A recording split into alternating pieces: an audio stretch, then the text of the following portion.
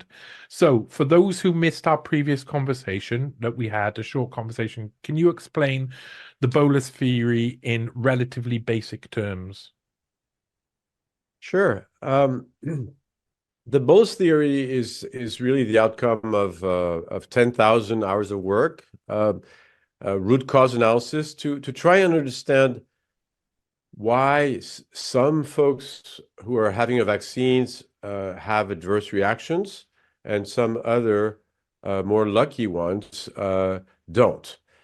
And my finding during this 3-year deep dive investigation is that fundamentally when you insert the needle into the muscle you're about to do a intramuscular injection, you're going to naturally inevitably cut through veins or venals or small arteries, and that systematically part of the dose is going to go directly into the bloodstream.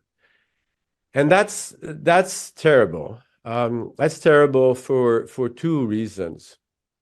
The first reason is that by bypassing many of our evolution's protections, what we do is we send a dose of vaccine which is 300,000 times more concentrated than it should.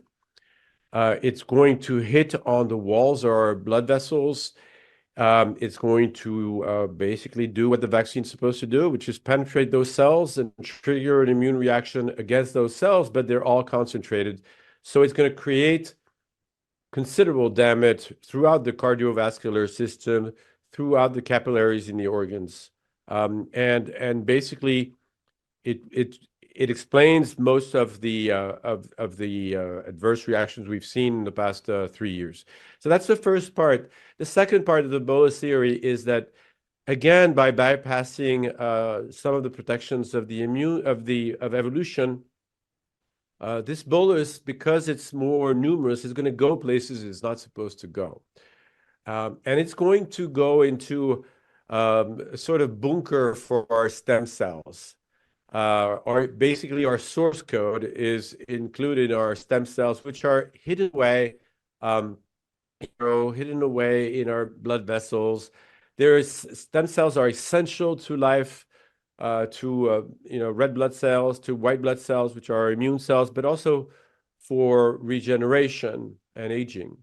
And if those vaccines start hitting those stem cells, then my hypotheses and a lot of the work that I've been doing seems to confirm that, is that it's going to do two things. It's going to trigger cancers, and it's going to tinker with our genetic code, which is open when cells divide and accessible and vulnerable, and it's going to trigger genetic